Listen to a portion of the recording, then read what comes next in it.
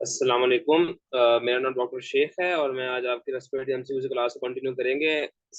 MCQs जानने से पहले मैं आपको बताता चलूँ, आज हम तकरीबन 50 एमसीक्यूज को डिस्कस करेंगे। 25 एक सेशन में होगा, उसके बाद 10 मिनट की ब्रेक होगी। 10 मिनट की ब्रेक के बाद हम दोबारा 25 एमसीक्यू डिस्कस करेंगे। और पहले 25 एमसीक्यू जो हैं पहले 35 40 मिनट्स में डिस्कस करेंगे। ठीक है, उसके बाद 10 मिनट की ब्रेक होगी। तो आप एमसीक्यूज पे जाने से पहले हम जो है सबसे पहले मैं आपको एक टेबल बताऊंगा। टेबल, आप ये वाला टेबल इसलिए इंपॉर्टेंट है कि इसमें आपको काफी सारे एमसीक्यूज जो है वो सॉल्व होंगे। निमोनिया से रिलेटेड हो, निमोथॉर्क्स से रिलेटेड हो, या प्लूरल से रिलेटेड हो, या टेंशन निमोथॉर्क्स से रिलेटेड हो, ये चीजें आपको आनी चाहिए। ये चीजें नहीं आएंगे तो आपके एमसीक्यू सॉल्व नहीं होंगे। सबसे पहले मैं आपको बताता चलूँ, ये जो फिजिकल फाइंडिंग्स हैं वो लंग डिजीज में, वो हम जो है वो पहले उनको हम डिस्कस करेंगे। 3 4 मिनट में डिस्कस करके हम एमसीक्यूज पे जंप करेंगे। आप ये देखें कि सबसे पहले जो हमारी जो फाइंडिंग है वो प्लूरल फ्यूजन में क्या होगी। उस पर हम देखेंगे ब्रेथ साउंड्स के हवाले से देखेंगे फाइंडिंग को, ब्रेथ साउंड्स कैसी होंगे, परकशन कैसी होगी, टेम्परेचर कैसा होगा, ट्रैकियल डेविएशन कैसी होगी। ठीक है, तो प्लूरल फ्यूजन जैसे आपको पहले पता है कि प्लूरल फ्यूजन बेसिकली होती क्या है। ये हमारा एक लंग है, इसको से दोबारा लंग्स हैं। ठीक है, ये फीचर्स हैं उनके। ठीक है, और इधर हमारे क्या होती है, प्लूरा होती है इनके ये पैरेटल प्लूरा, ये विजुअल प्लूरा लंग के इनके दरमियान स्पेस होती है, ये हमारे पास स्पेस है। इसको हम प्लूरल स्पेस कहते हैं। प्लूरल स्पेस के बाद इसमें अगर फ्लूइड एक्यूमुलेट हो जाए, जैसे मैंने फ्लूइड एक्यूमुलेट कर दी, इसको हम प्लूरल फ्यूजन कहते हैं। अब आपने बस एक बात याद रखनी है कि प्लूरल फ्यूजन हो, वो सिंपल नीमोथोरक्स हो, वो टेंशन नीमोथोरक्स हो, इन तीनों केसेस में आपके जो ब्रेथ साउंड्स हैं वो कम होंगे। ब्रेथ साउंड से मतलब क्या है कि जब आप पेशेंट के अगर आप अपना जो स्टेथ को अगर आप उस पेशेंट के साथ लगा के देखेंगे, उसके चेस्ट के साथ, यहाँ पर तो आपको जो ब्रेथ साउंड्स नजर आएंगे, ब्रेथ साउंड्स सुनाई देंगी, वो उनकी जो इंटेंसिटी है वो डिक्रीज होगी। ठीक है, इंटेंसिटी प्लस साउंड्स की डिक्रीज होगी। न्यूमोथोरक्स हो, वो सिंपल न्यूमोथोरक्स हो, टेंशन न्यूमोथोरक्स हो, से बेस्ट साउंड तीनों में केसेस में वो क्या होगी, कम होगी। पीछे आगे जी हमारे पास कंसोलिडेशन। ठीक है, कंसोलिडेशन जो है वो दो तरह से होती है। एक होती है हमारे पास लोबार नमूनिया, एक होता है पल्मोनरी एडिमा। लोबार नमूनिया का मकसद ये है कि इसमें होती है लोकलाइज और इसमें होती है जनरलाइज। कंसोलिडेशन का मतलब क्या है कि हमारे पास अगर ये ब्रोंक्यूल्स हैं, ब्रोंक्यूल्स, तो आगे जाके इसके एल्वोलाई बनते हैं। तो अगर एल्वोलाई में कोई पानी वगैरह इकट्ठा हो जाए, पानी या पस वगैरह इकट्ठी हो जाए, तो उसको हम कहते हैं कि एल्वोलाई फिल्ड विद वाटर और पस, उसको हम कहते हैं ये है हमारे पास कंसोलिडेशन। उसको हम कहते हैं कंसोलिडेशन। ठीक है, तो होता ये है कि कंसोलिडेशन में नमूनिया के अंदर, कंसोलिडेशन के अंदर नमूनिया के केस में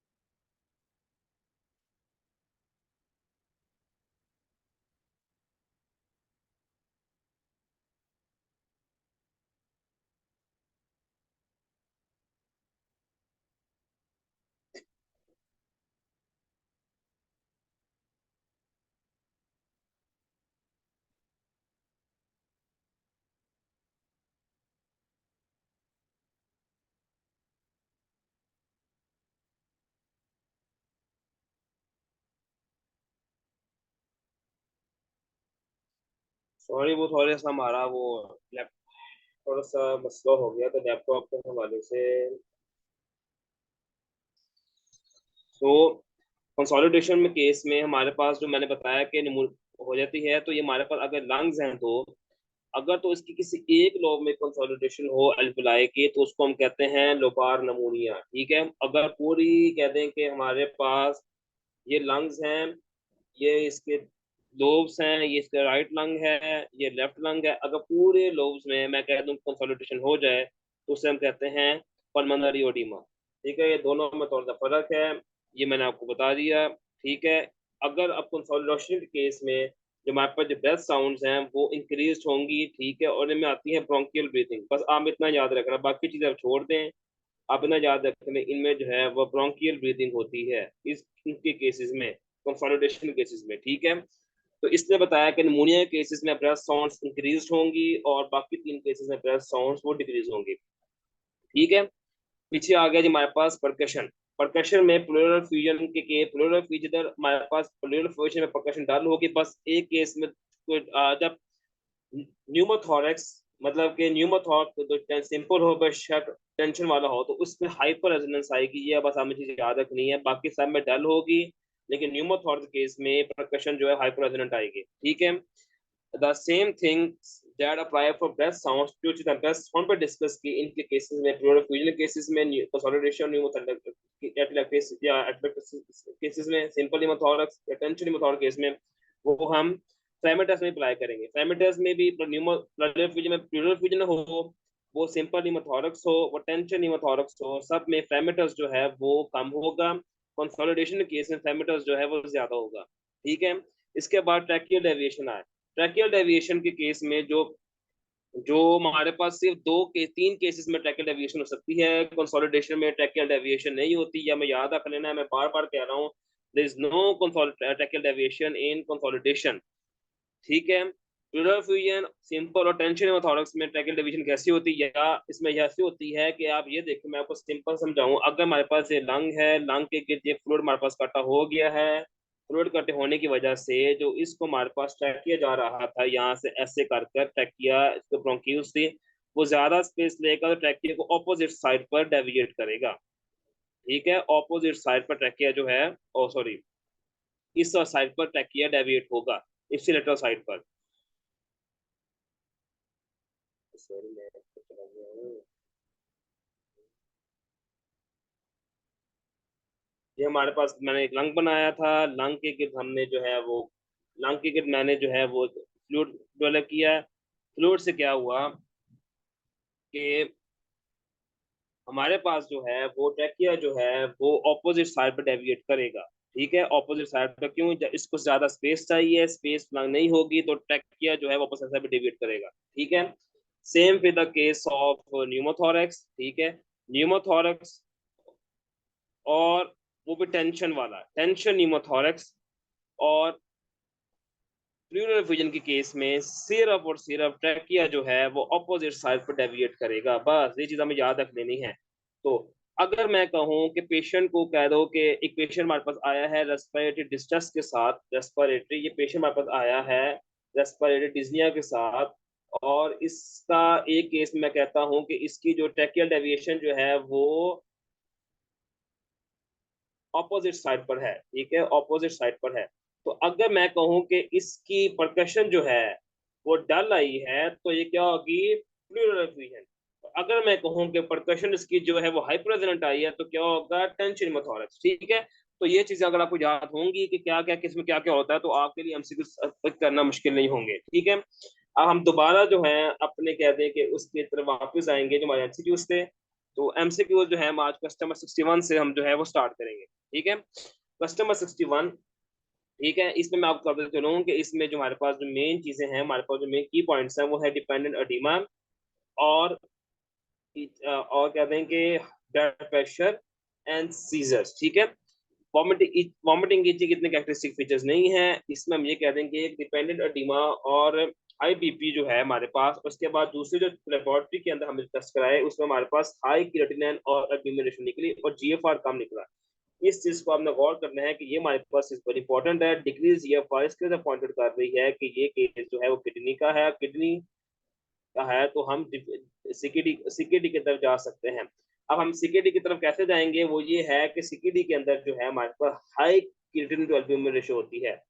सपोज अभी द पेशेंट पेशेंट के पास आपके पास आया है, पेशेंट है, हमने उसका जो है वो यहाँ पर उसका जो है वो अडीमा हुआ है, ये पेशेंट का अडीमा हुआ है। और अगर पेशेंट का जो है हमने ये पेशेंट है, इस किडनीज पड़ी है यहाँ पर, तो हमें उसका जो है वो जीएफआर क्या है वो पेशेंट का कम हो। ठीक है। उसके बाद पेशेंट को हो कि पेरी ऑर्बिटल स्वेलिंग, वो this is the eye of the patient, इनके अगर स्वेलिंग हो तो periorbital swelling plus dependent oedema, ये क्या है डिपेंडेंट एडिमा हो, तो पेशेंट को हमने कहना है कि जीएफआर कम है, डिपेंडेंट एडिमा है, पेरी ऑर्बिटल स्वेलिंग है, और इसके बाद लेबोरेटरी टेस्ट कराएं, तो उसके बाद हमें high creatinine to albumin ratio मिले, तो हमने कहना है कि patient is gone for chronic kidney disease. ठीक है, मैं रिपीट कर देता हूँ, the patient if comes with the periorbital swelling और dependent oedema and his GFR is decrease and if his creatinine to albumin is raised, you must go for chronic kidney disease. ठीक है।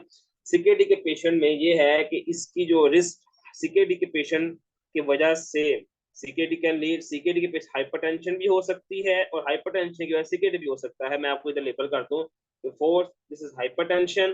Hypertension can leads to CKD। ठीक है।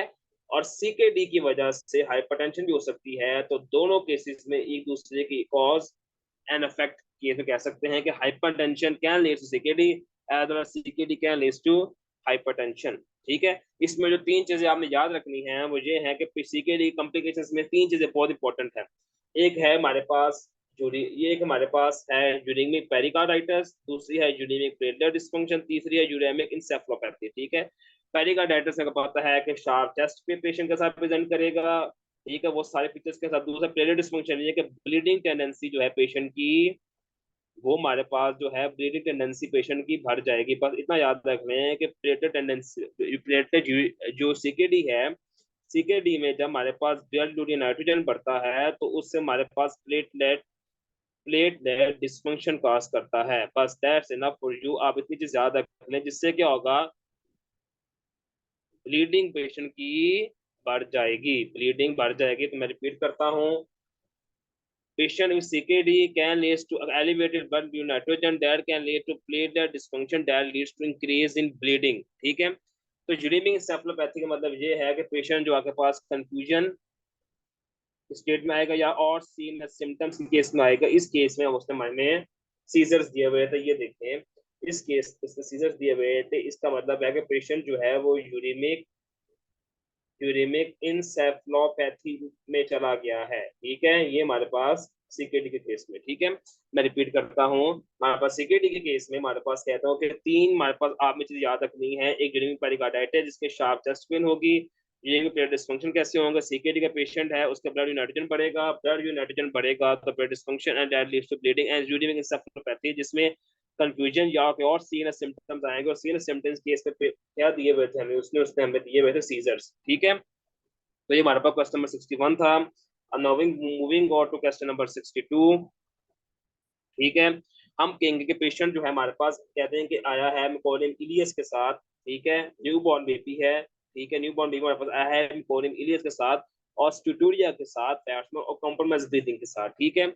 अब मैं आपको यहाँ पर पहले बताते चलूँ, हमारे पास एक डिजीज होती है उसको कहते हैं सिस्टिक फाइब्रोसिस। उसमें आपने तीन चीजें याद रखनी है बस। ठीक है, डायग्नोसिस के तौर पर। ठीक है, आप याद देख लें जीआईटी और एक होती है रेस्पिरेटरी। जस्ट जीआईटी केस में दो चीजें हैं। एक हमें याद रखनी है, पेशेंट को हमारे पास होगा मेकोनियम इलियस। मेकोनियम इलियस का मतलब क्या होता है कि डिलेड पैसेज ऑफ मेकोनियम। ठीक है। बेसिकली मेकोनियम क्या होता है कि हमारे पास जो बेबी है, ये हमारे पास बेबी है। ठीक है, ये हमारे पास जो बेबी है वो पहले 24 आवर्स के अंदर, ठीक है, उसके जो इंटेस्टाइन्स में से वो ग्रीन कलर का मैटर निकालता है। ग्रीन कलर का मैटर विद इन 24 आवर्स में, उसको हम मेकोनियम कहते हैं। ठीक है, मेकोनियम कहते हैं। अगर ये 48 आवर से आगे चला जाए तो उसको हम कहते हैं मेकोनियम इलियस। ठीक है। उसके बाद जो हमें चीज इसमें याद रखनी है वो ये याद रखनी है कि इसमें होता है पैंक्रियाटिक डिस्फंक्शन। ठीक है, पैंक्रियाटिक डिस्फंक्शन जिसकी वजह से, ठीक है, मॉल अब्जॉर्प्शन होती है। मॉल अब्जॉर्प्शन से हमारे पास स्यूटोरिया होता है। ठीक है, क्या होता है? स्यूटोरिया। स्यूटोरिया क्या है? Foul smelling fatty diarrhoea. क्या है? Foul smelling diarrhoea. स्यूटोरिया का क्या रखना है? स्यूटोरिया पे साथ याद रख लें, फैटी डायरिया। सिंपल लफ्ज में हमारे पास जो स्यूटोरिया है वो क्या है? Fatty diarrhoea. ठीक है, दो चीजें होंगी जीआईटी की। पहली जीआईटी की चीज मैं रिपीट करूंगा, वो होती है मेकोनियम इलियस। मेकोनियम इलियस क्या है? डिलेड पास जो मेकोनियम विद इन 48 आवर्स। दूसरी होती है पैंक्रियाटिक डिस्फंक्शन, उससे होती है मॉल अब्जॉर्प्शन। मॉल अब्जॉर्प्शन से क्या होगा? स्टूटोरिया। स्टूटोरिया बेसिकली क्या है? Fatty diarrhoea. ठीक है, अब आप इसमें देखें, दूसरी चीज सबको जो पता होगी इस केस के अंदर मोस्टली मेरे पास रिकरेंट रेस्पिरेटरी इंफेक्शन होती हैं। Recurrent respiratory track infection. Now repeat, I will now repeat with the help of diagram. Suppose this is your patient, this is your patient has come to you. ठीक है, ये उसको आया है, उसको delayed Passage जो मेकोनियम के साथ जो उसके इंटेस्टाइन्स हैं उसको हमारे पास मेकोनियम पास नहीं हो रहा। Delayed passage of meconium. ठीक है, ठीक है, ऑफ मेकोनियम। ठीक है, उसके बाद पेशेंट को अगर डायरिया हो, डायरिया कौन सा हो? फैटी डायरिया हो, फैटी डायरिया हो, और उसके बाद उस पेशेंट को हमारे पास recurrent respiratory tract recurrent respiratory या लंग निमोनिया, रेस्पिरेटरी इंफेक्शन। ठीक है, पर्टिकुलरली निमोनिया पेशेंट को बार बार हो, मतलब कि एक साल के अंदर 2 से ज्यादा एपिसोड निमोनिया के हो जाएं, निमोनिया की एपिसोड्स हों, तो हम कहते हैं रिकरेंट इन्फेक्शन हो रही हैं। बल्कि 3 से ज्यादा इन्फेक्शन हों तो उनको कहते हैं निमोनिया की इन्फेक्शन हो रही हैं। तो इस केस में हम पेशेंट को कहेंगे कि recurrent respiratory track infection plus fatty diarrhoea plus delayed passage of meconium in newborn patient that goes for हमारे पास cystic fibrosis। ठीक है, cystic fibrosis। तो हमारे पास सबसे पहले इसका जो हमारे पास जो बेसिक टेस्ट है हमारे पास जो हम इसमें देखते हैं, हमारे पास जो है, हमारे पास जो हमें याद रखना है वो है हमारे पास immune reactive trypsinogen. What's that? That is immune reactive trypsinogen. ये चीज आपने जो है वो याद रखनी है कि हमारे पास इनिशियल स्क्रीन टेस्ट है वो इम्यून रिएक्टिव ट्रिप्सोनिजन है। इसमें हम पेशेंट के अंदर आप रिप्लेसमेंट के अंदर ट्रीटमेंट के तौर पर टेस्ट फिजियोथेरेपी एज इट हमारे सेम प्रैक्टिकल एंजाइम ल्यूमा कैप्टर और आयोवा कैप्टर दे सकते हैं। ठीक है, नेक्स्ट क्वेश्चन हमारे पास आएगा कि क्वेश्चन नंबर 63 में, अब 46 ईयर हो, मैं इसको हाईलाइट करूँ, ये वही वाला है, with high fever productive cough increase tactile parameters, जैसे मैंने आपको बताया है, डलनेस और प्रोटेक्शन। ठीक है, मैंने आपको पहले भी बताया है productive cough tactile parameter high fever तो क्या होगा जी? हमारे पास सीधा सीधा है निमोनिया। तो ये कि तो सवाल बिल्कुल आसान था, इसको बार बार डिस्कस कर चुके हैं तो उसमें ज्यादा टाइम नहीं करेंगे। Next question, 70 year old patient with confusion hypotension tachypnoea 7 से ज्यादा है और कंसोलिडेशन दी है और blood group, what is your diagnosis? The diagnosis will be pneumonia. ठीक है, इसमें मैं आपको चीज बता दूं, वो है कर्व 65 स्कोर, जो कि बहुत इंपॉर्टेंट है। ये आपको पहले डॉक्टर आतिफ ने बता भी दिया होगा, मैं रिपीट कर देता हूँ। What is curve 65 score? Curve 65 को बेसिकली CURT और ए 65 तो ज्यादा एज हो। ठीक है, डी से हमारे पास कहते हैं कि हमारे पास कहते हैं कि ये ब्लड प्रेशर है, आर से रेस्पिरेटरी रेट है, यू से यूरिया है और सी से कॉन्फ्यूजन है। ठीक है, confusion patient with come with confusion. ठीक है, यूरिया हमारे पास अगर कहते हैं कि 20 से ज्यादा हो, या 720 मिलीग्राम पर डेसीलीटर, या 7 मिलीमोल पर लीटर। ठीक है, ज्यादा हो। रेस्पिरेटरी रेट हमारे पास 20 से ज्यादा हो, ब्लड प्रेशर हमारे पास 90 और 60 से कम हो। ठीक है, तो हम इसको कहते हैं, एक एक पॉइंट देंगे इसको, एक पॉइंट इसका, एक पॉइंट इसका, एक पॉइंट इसका, एक पॉइंट इसका, एक पॉइंट, टोटल इसके 5 पॉइंट्स हैं। ठीक है, ये डिटरमाइन करेगा हमारे पास क्या है कि हमारे पास मोर्टेलिटी पेशेंट की क्या है, हमारे पास ट्रीटमेंट एडवाइस के तौर पर हम इसको एडवाइस करेंगे। ठीक है, इस पेशेंट को देखिए, पेशेंट कंफ्यूज है तो उसका एक पॉइंट, पेशेंट हाइपरटेंशन है दूसरा इसका एक पॉइंट। ठीक है, मिलीमोल है तो इसका तीसरा पॉइंट, और हमारे पास 3 पॉइंट। 3 पॉइंट्स का मतलब ये है कि हमारे पास इसका जो है आईसीयू एडमिशन होगा। ठीक है, आईसीयू एडमिशन होगा। ये था हमारे पास का 65 स्कोर, जो कि मैंने रिपीट कर दिया है। आपको आतिफ भाई ने पहले भी ये बताया होगा। ठीक है, डॉक्टर आतिफ ने। उसके बाद नेक्स्ट क्वेश्चन कस्टमर 65। कस्टमर 65 के अंदर हम देखेंगे कि हमारे पास एक पेशेंट है, that is 55-year-old patient in emergency with sudden shortness of breath, cough, pink frothy sputum. इसमें जो मेन चीज जो मैंने अभी देखी है वो ये है कि पिंक फ्लॉटिस्पुटम। ये याद रख लें, जैसे where comes with pink, pink, pink, pink frothy sputum. ठीक है, कंसीडर इट। इसको सोचें कि patient will might have pulmonary oedema, क्योंकि pink frothy sputum more than 90% cases में पल्मोनरी ओडिमा में ही होता है। ठीक है, pink frothy sputum will always go for pulmonary oedema. ठीक है, ये चीज आपने याद रखनी। I repeat, pink frothy sputum, pink frothy sputum always go for pulmonary oedema. ठीक है, अब देखें पल्मोनरी ओडिमा है तो पेशेंट को सडन शॉर्टनेस ऑफ ब्रेथ भी होगी, कफ भी होगी, कफ फ्लॉटिस्पुटम है।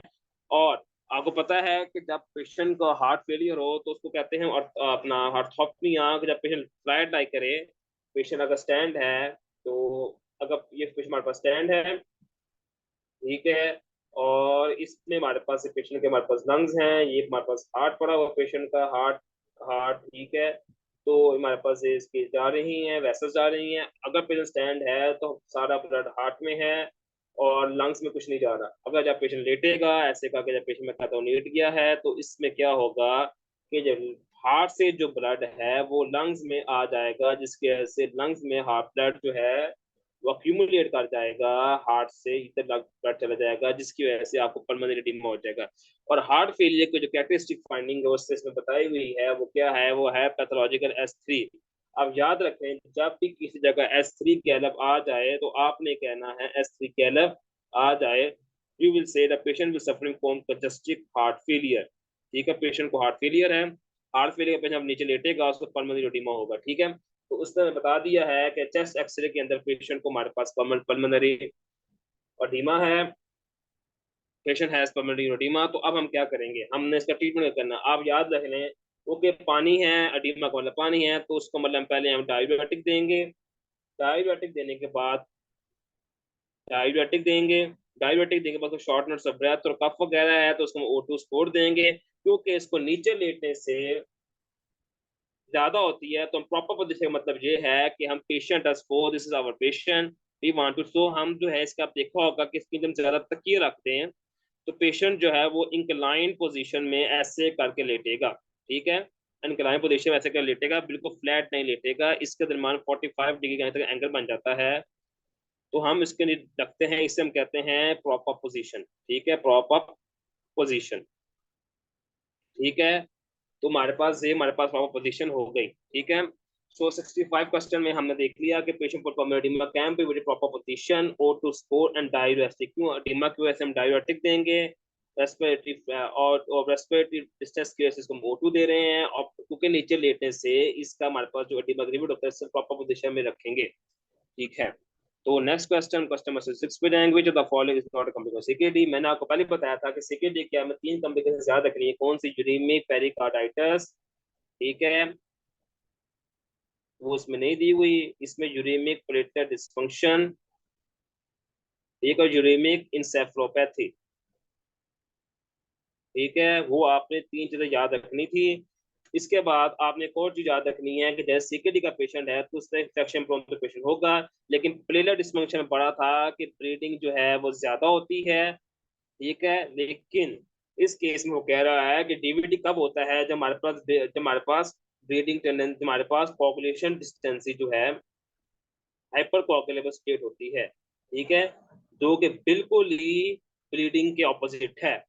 ठीक है, hyper coagulable state, hyper coagulable state bleeding के बिल्कुल ही ऑपोजिट है। ठीक है, तो इसका जो आंसर है हमारे पास बनेगा इस तरह से। मैं रिपीट करता हूँ कि हमने पढ़ा था कि इसकी वजह से हमारे पास सीकेडी की वजह से या यूरेमिक पेरिकार्डाइटिस होगा, या यूरेमिक प्लेटलेट डिस्फंक्शन होगा, या यूरेमिक सेफलोपैथी होगी। ठीक है, रिलेटेड डिस्फंक्शन हमारे पास ब्लीडिंग का रिस्क जो है वो बढ़ जाएगा, लेकिन जो डीवीटी है उसके केस में वो हाइपर कोगुलेबल स्टेट है। हाइपर कोगुलेबल स्टेट जो है वो ब्लीडिंग के बिल्कुल ऑपोजिट है, तो इसका जो आंसर हमारे पास जो है वो डीप वेनस थ्रोम्बोसिस बनेगा।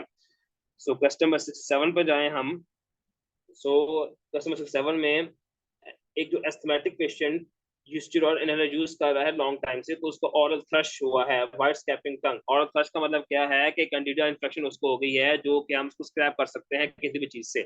तो हम कौन सा ऐसे ऑरल एंटी फंगल देंगे ठीक करने के लिए? इसका मैंने जो है एक सिंपल सा नमोनिक बनाया है, आपको बता दूं। फ्लो फ्लूकोनाजोल, फ्लूकोनाजोल लिखा तो फ्लो फोर ओ, ओ से मतलब ओरल, रो से मतलब ऑरल। तो इसको याद रखने का मॉनिक ये है फ्लो फोर ओ, फ्लो फोर ओ।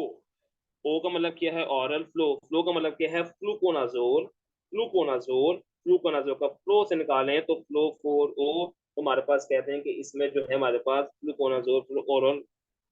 ठीक है, तो ऑरल कैंडिडियासिस के लिए हमने मॉलिक याद रख लें flu for O, oral candidiasis flu for O, flu मतलब के फ्लूकोनाजोल।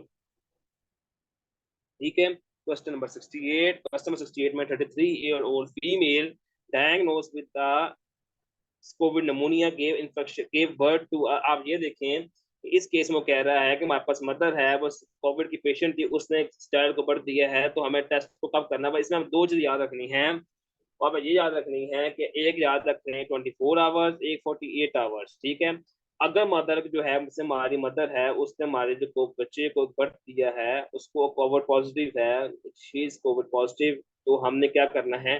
24 घंटे के अंदर अंदर उसकी टेस्टिंग करवानी है। ठीक है, और अगर टेस्ट नेगेटिव आ जाए तो 48 आवर्स पर टेस्ट हमने रिपीट करना है। बस ये चीज याद रखनी है। एक पेशेंट जो है, अगर उस पेशेंट मदर जो है अगर कोविड पॉजिटिव है, उसने एक बर्थ दिया है बच्चे को, उसका हमें 24 आवर्स के अंदर अंदर चेक करना है। और अगर उसकी नेगेटिव आ जाए केस, जैसे इस केस में अगर नेगेटिव आए, तो हमने 48 आवर्स तक उसको रिपीट करना है। सो ये हमारे पास जो है इसका एक बेसिक कंसेप्ट है, ये मैंने बता दिया। तो इसका आंसर जो है हमारे पास बनता है 24 आवर्स। ठीक है, next question, question number 69। 40 years old, a 40 years old man presented with the chest pain, जैसे dyspnoea and cough with malaria arthritis, uveitis, लॉन्गिनोमा, हाइलेनिफोडेनोपैथी, विच मैंने आपको उस दिन भी बताया था कि इसका सार्कोइडोसिस बनता है। कैसे सार्कोइडोसिस बनता है मैं रिपीट कर देता हूँ। That patient that presents with uveitis, uveitis, ठीक है, that present with arthritis, arthritis, ठीक है। अर्थाइटिस के बाद अगर पेशेंट में प्रेजेंट करे हालिया लिम्फोडेनोपैथी, हालिया लिम्फोडेनोपैथी मतलब क्या है कि ये हमारे पास लंग है, लंग के हाइलम है, इसके अगर लिम्फ नोड एनलार्ज हो जाए तो उसको हम कहते हैं हाइलर लिम्फोडेनोपैथी, हाइलर लिम्फोडेनोपैथी हो। ठीक है, आपको सिंपल सी बात है कि सार्कोइडोसिस जो है वो हाई लंग्स को ज्यादा अफेक्ट करता है, तो लंग्स की वजह से क्या सिम्टम्स आएंगे? Cough and plus chest tightness. ठीक है, चेस्ट टाइटनेस। ठीक है, उसके बाद अगर पेशेंट को लिंक वो एरिथ्रोडोसम हो, एरिथ्रोडोसम मतलब के लिए मैं ये करता हूँ, ये हमारे पास ये इसके जो है वो टेंडर नोड्यूल्स बन गए हैं। ठीक है, इसको हम कहते हैं एरिथीमा नोडोजम। एरिथीमा नोडोजम हो पेशेंट को, तो हम ये सारे फीचर्स मैप इंडिकेट करते हैं कि पेशेंट को क्या है? Sarcoidosis. I repeat, if a patient present with uveitis, hilar lymphadenopathy, arthritis, erythema nodosum, and cough and chest tightness, that patient may have sarcoidosis। ठीक है, इसका जो नेक्स्ट टेस्ट है वो हमारे पास जो है वो HRCT है। HRCT के बाद हमारे पास कहते हैं कि बायोप्सी है, ब्रोंकोस्कोपी के थ्रू हमारे पास जो इसका जो क्या नाम है ट्रीटमेंट जो है हमारे पास वो क्या है? Glucocorticoids, steroids. ठीक है, that go for question number 69। Now go question number 70। Question number 70 से पहले लिटिल लिटिल एरिया। ठीक है, मैं आपको इसको बताने से पहले ये मैं आपको बताता चलूं कि जो कहते हैं कि लिटिल एरिया का मतलब ये है कि ये हमारे पास जो है एक, हमारे पास कहते हैं कि एक नोज है, ये मैंने नोज बनाया है, नोज। ठीक है, ये उसे कहते हैं कि लेटरल वॉल्स है नोज की, लेटरल वॉल्स। और ये हमारे पास नोज का क्या है? सेप्टम। ठीक है, मैं सेप्टम, ठीक है, अब मैं सेप्टम को आपके सामने बनाऊंगा, ठीक है, सेप्टम, ठीक है, ये हमारे पास जो है, हमारे पास कहते हैं कि नेल्स का सेप्टम है, सेप्टम्स का इसका जो एक इंटीरियर इंफीरियर पोर्शन होता है, उधर प्लेक्सिस बनता है। प्लेक्सिस क्या मतलब, प्लेक्सिस जो कि एक क्या है, एनास्टोमोसिस बनता है चार आर्टरीज का। कौन कौन सी, एंटीरियर थीमोरल आर्टरी, स्पिनो artery, greater palatine artery and superior labial artery. आपने इन चारों आर्टरीज के नाम याद रखने हैं, क्योंकि एक बेसिकली एक एनाटॉमी का सवाल है जिसमें वो बता देगा कि Kaizer back plexus, Kaizer back plexus भी कहते हैं, Kaizer back plexus. Kaizer back plexus हमारे पास इधर होता है, ये हमारे पास नेजल वॉल है, नेजल के मीडियल वॉल है जिसे सेप्टम भी कहते हैं। उसके चार पार्ट हो गए, एक नीचे वाला पार्ट बिल्कुल सामने जिसको हाथ नहीं पकड़ सकते हैं, उसके साथ उसको कहते हैं इंटीरियर इंफीरियर पार्ट, बिल्कुल इंटीरियर और इंफीरियर जिसको हाथ नहीं पकड़ सकते हैं। आप अगर नाक उंगली डालेंगे तो उसको नीचे वाला पोर्शन पकड़ेंगे अंगूठे और उंगली के, उसको हम इंटीरियर इंफीरियर पार्ट कहेंगे। इसको हम कायदा ब्लड प्रेशर कहते हैं। जैसे एक पेशेंट है, ये हमारे पास पेशेंट की नाक बनी हुई है, मैंने नाक नाक बनाई। अगर ये वाला जो पोर्शन है, ये वाला पोर्शन इसको हम कहते हैं इंटीरियर इंफीरियर पार्ट, ठीक है। इसके दोनों साइडों पर हमारे पास प्लेक्सिस और प्लेक्सिस कहते हैं। इतना याद रख लें कि ये जो कम्युनिकेट करता है अंदर कैवर्नस साइनस के साथ, ठीक है, कैवर्नस साइनस के साथ, ठीक है। तो अगर यहाँ पे इंफेक्शन हो जाए और वो कम्युनिकेट करे कवर्नस साइनस के साथ, तो कवर्नस साइनस थ्रोम्बोसिस हो सकती है। इस एरिया में अगर इंफेक्शन हो, इन्फेक्शन हो तो वो कम्युनिकेट करेगी कवर्नस साइनस के साथ, कवर्नस साइनस से होगी हमारे पास कवर्नस साइनस थ्रोम्बोसिस, ठीक है। इसलिए उसको हम डेंजरस एरिया नोज कहते हैं। तो क्या आंसर बना, इंटीरो इंफीरियर वॉल, ठीक है। मैं रिपीट कर देता हूँ कि एक हमारे पास नोज है, उसका सेप्टम जो है, सेप्टम के इंटीरियर इंफीरियर पार्ट जिसको हाथ में पकड़ सकते हैं, उधर प्लेक्सिस बनता है जिसे हम कहते हैं काइजल प्लेक्सिस, ठीक है। काइजल प्लेक्सिस में चार आर्टरीज होती हैं, उससे हम कहते हैं interior ethmoidal artery, sphenopalatine artery, greater palatine artery and superior labial artery. Superior labial artery के बाद ये ऑस्मोसिस करती हैं, तो ये कम्युनिकेट करती हैं साइनस के साथ। साइनस लगे, या अगर जहाँ पर कोई इन्फेक्शन हो और वो कमाना साइनस तक पहुंच जाए, तो कमाना साइनस में होती है कमाना साइनस थ्रोम्बोसिस। कमाना साइनस थ्रोम्बोसिस एक डेंजरस कंडीशन है, इसको हम डेंजरस एरिया कहते हैं, और ये एरिया किधर है, इंटीरियर इंफीरियर वॉल पर, ठीक है। Now moving to question number 71। Question number 71 में एक चीज आई है, पैनकोस ट्यूमर, ठीक है। इसमें एक चीज, इसमें एक गलती है, वो आप गलती अब ठीक कर लें। मैं आपको बता रहा हूँ गलती क्या है, आप इसमें ये ठीक कर लें कि इसमें जो है वो नॉन टोबैको स्मोक नहीं है, the patient with have tobacco smoking, ये गलती है, इसको आप ठीक कर लें, ठीक है, ठीक है। And the patient with 48 euro tobacco smoking African American man presented with a slow growing mass in his neck along with weight loss, positive hoarseness and low grade intermittent fever, physical weight a mass, ये एक चीज है on the left side of his neck superior to his sternocleidomastoid joint, ठीक है। ही ptosis and most of his left thigh, बस और वहां पर डिक्रीज है, वहां पर कोर्स रिफ्लेक्स। इसको मैं आपको समझाने की कोशिश करता हूँ कि बेसिकली कहना क्या चाह रहा है, ठीक है। ये हमारे पास पेशेंट में कहते हैं कि लंग पड़ा है, मैं एक लंग बना रहा हूँ, ये हमारे पास पेशेंट की क्या है, स्टर्नम। मैं इसको लेकर कर देता हूँ, ये हमारे पास क्या है, राइट लंग है, ये क्या है, स्टर्नम, ठीक है। आपको पता है कि हमारे पास लंग से एक रिपकेज होता है, ये हमारे पास कह दें कि एक, ये हमारे पास मोन्यूब्रियम है, मोन्यूब्रियम मैंने को बनाई है।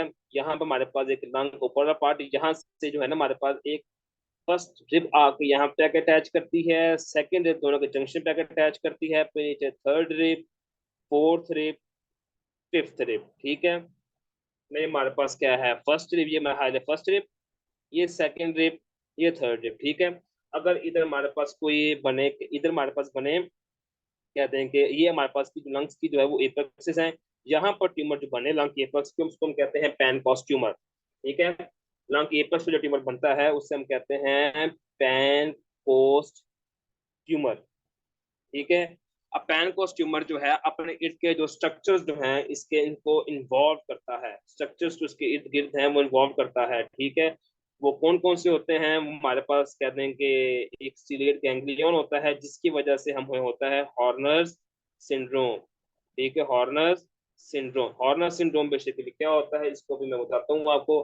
हॉर्नर सिंड्रोम बेसिकली ये होता है कि अगर हमारे पास पेशेंट आया है, ये वाला हमारे पास पेशेंट आया है, तो अगर उसकी जो हमारे पास जो आई लीड्स हैं, ये हमारे पास, मैं साइड पे बनाता हूँ, इसकी जो आईज हैं तो साइड पे बना रहा हूँ मैं, ये हमारे पास जो है पेशेंट है, उसकी जो आई लीड्स हैं, ठीक है, ये ठीक है, और ये हमारे पास जो है वो लोअर आई लीड है। तो अगर ये आई लीड की ड्रूपिंग हो जाए, ड्रूपिंग मतलब ये कि नॉर्मल आई लीड है, ये हमारे पास कहते हैं कि ये एक आई बॉल है, ठीक है, और अगर इसकी आईलिड जहां तक आ जाए अपर आईलिड, तो उसे हम कहते हैं ड्रूपिंग ऑफ द आईलिड। ये हमारे पास क्या है, अपर आईलिड, ठीक है। अपर आईलिड का मतलब क्या है कि वो ऊपर वाली आईलिड है वो नीचे को आ जाए, तो उसको हम ड्रूपिंग ऑफ आईलिड कहते हैं। तो उसमें हमारे पास तो उसको हम टोसिस भी कहते हैं, टोसिस। टोसिस हो पेशेंट को।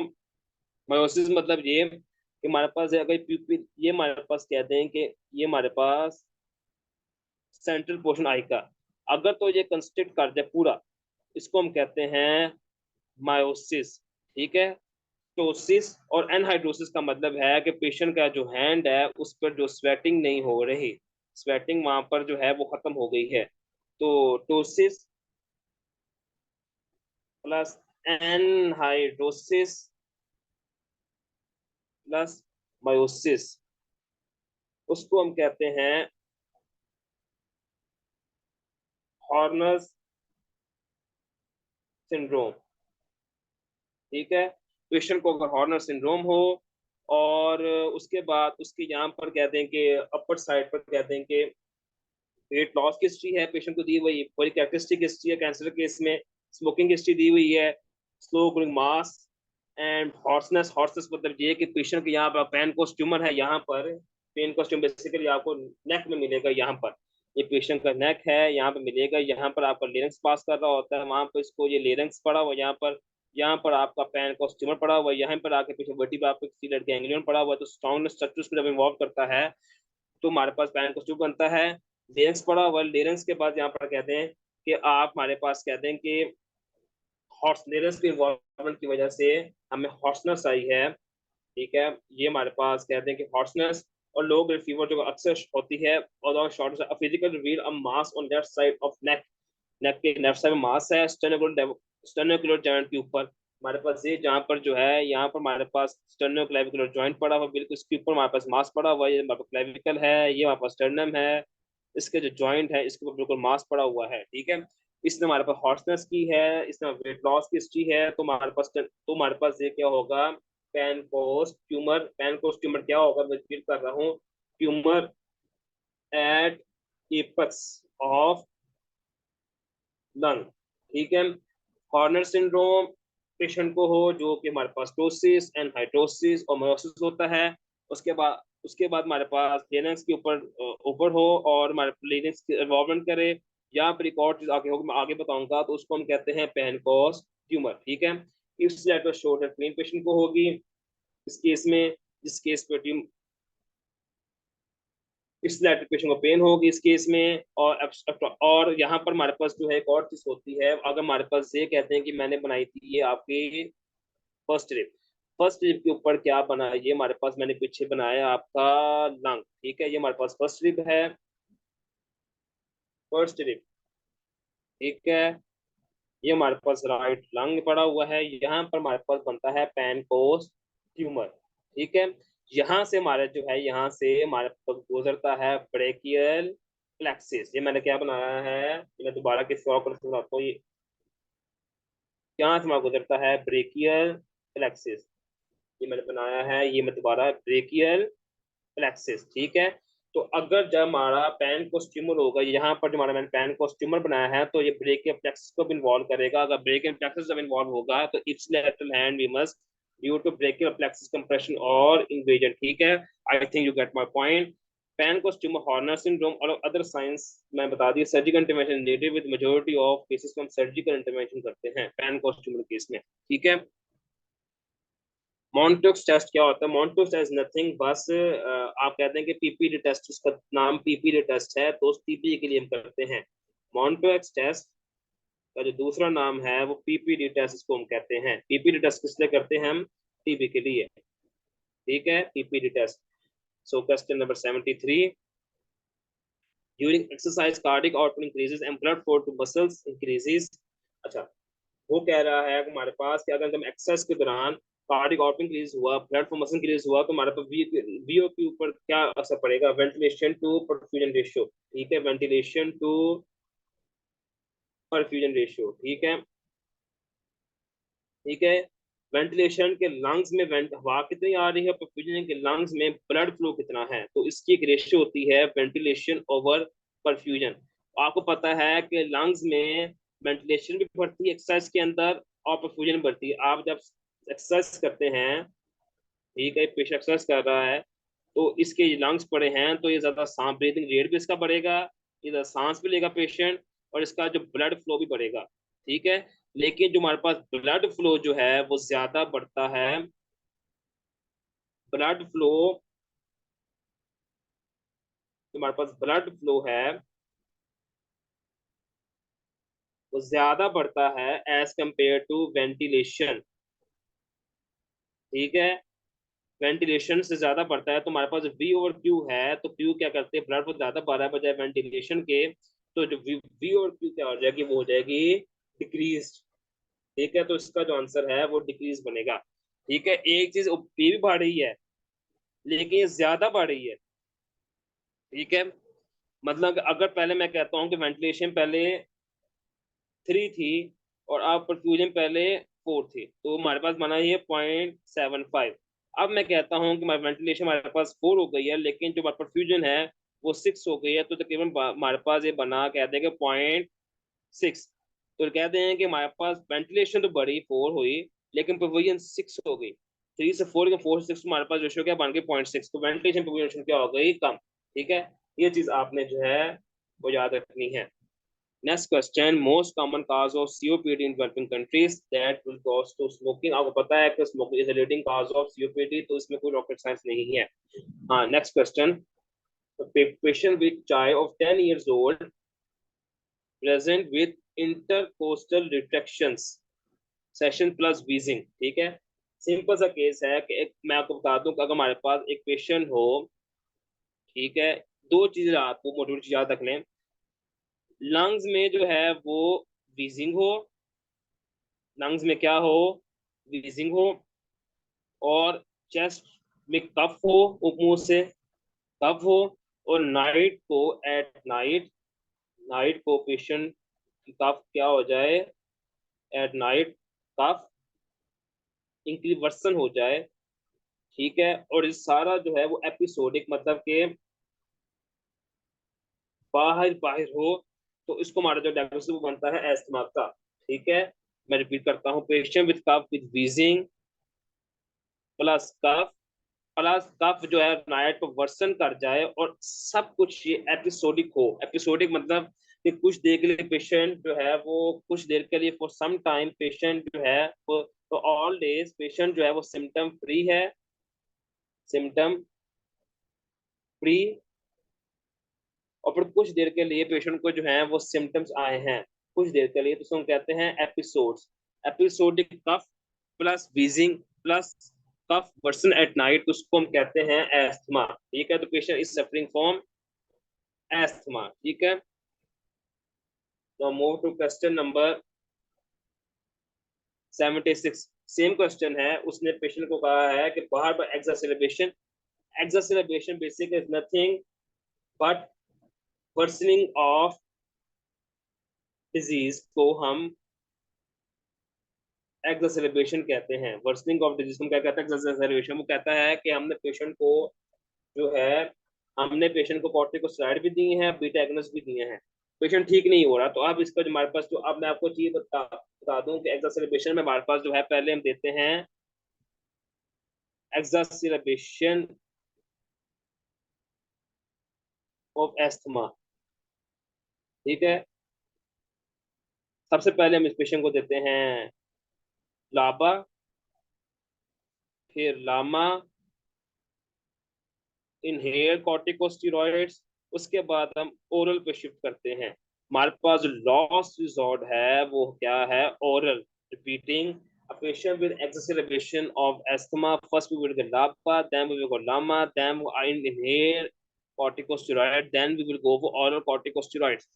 पेशेंट जो है हमारे पास corticosteroids inhaled और बीटा एगोनिस्ट ऑलवेज ले रहा है, तो हम नेक्स्ट केस में पेशेंट को हम oral steroids पर शिफ्ट करेंगे, ठीक है। इसके केस में जो अर्जुमन थेरेपी है वो होती है हमारे पास ल्यूकोट्रीन मॉडिफायर्स, जो हमें याद रखनी है। दैट्स टफ, ठीक है। कस्टमर 77, कस्टमर 77 जैसे मैंने कल डिस्कस किया था, देखें 4th मंथ क्या है ये, 2 साल से नीचे, उसके बाद विंटर के अंदर, ठीक है, और फीवर के साथ, राइनोरिया के साथ, कफ के साथ, टेकेपनिया के साथ, डिस्निया के साथ आई है, prolong respiration and intercostal section nasal flaring के साथ आई है। मैंने क्या कहा था, है किसकी तरफ फीचर्स कर रहे हैं, मैं रिपीट कर देता हूँ। 2 साल से कम पेशेंट हो, फ्लू लाइक सिम्टम्स हो, 2 साल से कम, मैं रिपीट कर देता हूँ ये बनाकर इमेजिंग ताकि आपको याद रहे। 2 साल से कम पेशेंट हो, उसको नेजल फ्लेयरिंग हो, ठीक है, रेस्पिरेटरी डिस्ट्रेस हो, रेस्पिरेटरी डिस्ट्रेस हो पेशेंट को, ठीक है, उसको ग्रंटिंग हो, ठीक है, उसको बाद में जो है हमारे पास फ्लू लाइक सिम्टम्स हो, तो आपका जो डायग्नोसिस बनता है वो बनता है acute bronchiolitis. Exam so I will repeat, 2 साल से कम बच्चा, present nasal flaring, respiratory distress, grunting, and flu-like symptoms, that we will go for acute bronchiolitis। क्या? acute bronchiolitis, ठीक है। acute bronchiolitis को प्रिवेंट करने का एक ही तरीका है कि acute bronchiolitis को प्रिवेंट करने का, acute bronchiolitis को प्रिवेंट जब करना है तो उसको हमने देनी है टैलीविजिमैब, ठीक है। एक रटे वाला बात है कि जब भी आपके पास acute bronchiolitis का पेशेंट, आपने acute bronchiolitis का ये कहते हैं कि प्रिवेंशन है, टैलीविजिमैब उसकी क्या है, प्रिवेंशन। ये इसका ट्रीटमेंट जो है वो नहीं है, ये हमने याद रखना है, ठीक है, ये ट्रीटमेंट नहीं है, ठीक है। एक्यूट ब्रोंकियोलाइटिस का आरएसवी का जो प्रोफिलैक्सिस, जो प्रिवेंशन के तौर पर हम परविज़िमाब देते हैं, ये इसके बार बार रिपीट कर रहा हूँ कि ये इसका ट्रीटमेंट नहीं है, ठीक है। Palivizumab is not a treatment for acute bronchiolitis, it is also, देखिए पूछा हुआ है कि prevent the development of, तो इसका हमारे पास जो है वो palivizumab ऑप्शन है, ठीक है। आगे जो उसने एक्सप्रेशन बताई है वो पढ़नी तो पढ़ ले, लेकिन इसकी आपको जरूरत नहीं है, ठीक है। नेक्स्ट क्वेश्चन, क्वेश्चन नंबर 78, ठीक है। Question number 78, emergency department due to fatigue, dyspnoea, cough, ठीक है, लिम्फेडेनोपैथी, कैल्शियम बढ़ा हुआ है, पल्मोनरी इन्फिल्ट्रेट्स हैं, नॉन कैथेटिक ग्रानुलोमास हैं, तो क्या डायग्नोसिस होगा? सार्कोइडोसिस को हम पहले पे डिस्कस कर चुके हैं अभी अभी। सो मैं, मेरा नहीं ख्याल इसको दोबारा हमें डिस्कस करने की जरूरत है। इसमें जो चीज नहीं बताई है वो बताई है इसने, पल्मोनरी रेटिकुलर इन्फिल्ट्रेट्स, ठीक है। आप एक चीज, आखिरी चीज याद रखना इसमें कि सार्कोइडोसिस जो है, sarcoidosis leads to interstitial fibrosis. वो क्या होती है वो भी आपको मैं एक्सप्लेन करता हूँ। इंटरस्टिशियल फाइब्रोसिस बेसिकली क्या है? इंटरस्टिशियल फाइब्रोसिस ये है कि ये हमारे पास, अगर हमारे पास लंग है, ठीक है, ये इसके मैं जो एल्वुलाई बना रहा हूँ लंग के जो सर्कल्स मैंने बनाए हैं, ये पेशेंट के क्या हैं? एल्वुलाई। इसमें लेबल करता हूँ, ये सर्कल्स क्या हैं? एल्वुलाई, ठीक है, एल्वुलाई। इनके दरमियान अगर ये फाइब्रोसिस हो जाए, ये फाइब्रोसिस इनके दरमियान, इनके बीच में नहीं, इनके दरमियान, ठीक है, इसको हम कहते हैं इंटरस्टिशियल, इंटरस्टिशियल फाइब्रोसिस, ठीक है।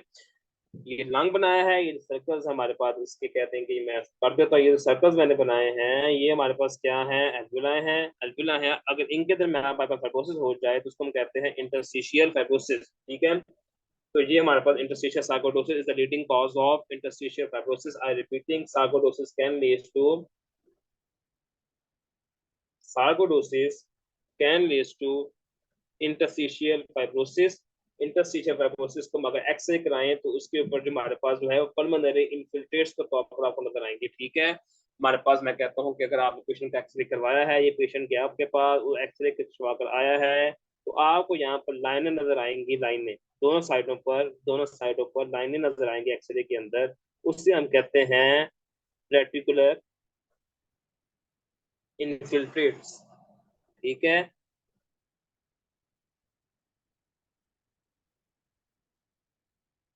रेटिन इनफिल्ट्रेट्स। ठीक है, रेटिकुलर इनफिल्ट्रेट्स, रेटिकुलर इनफिल्ट्रेट्स को कहते हैं हम। ठीक है, रेटिकुलर इनफिल्ट्रेट्स को हम जो है वो रिप्रेजेंट करते हैं हमारे पास इंटरस्टिशियल फाइब्रोसिस को। ठीक है, सो पेशेंट इज सेइंग कि हमारे एक स्टूडेंट कह रहा है, इस एमसीक्यू को रिपीट कर दें। साइकोलोसिस का तीसरा का चौथा एमसीक्यू है, मुझे लगा क्या आपको समझ लगती है, चलो दोबारा मैं रिपीट कर देता हूँ। देखें, मैंने आपको पहले भी बताया था कि ये हमारे पास पेशेंट है, पेशेंट कहते हैं ये पेशेंट है, ये हमारे पास पेशेंट है। ठीक है, इसको डिज्निया, एक्सेशनल डिज्निया, ठीक है, ये पल्सार्कोडोसिस बेसिकली एक लंग की कंप्लेन है, तो लंग की फाइंडिंग क्या आ गई, डिज्निया। ठीक है, उसके बाद कफ, ये दो चीजें पूरी हो गई। ठीक है, pulmonary embolism shows scattered characters but no, इसको छोड़ दें आप। The patient also known tender cervical lymphadenopathy. ठीक है, सार्कोइडोसिस जो है वो लिम्फेडिनोपैथी करता है।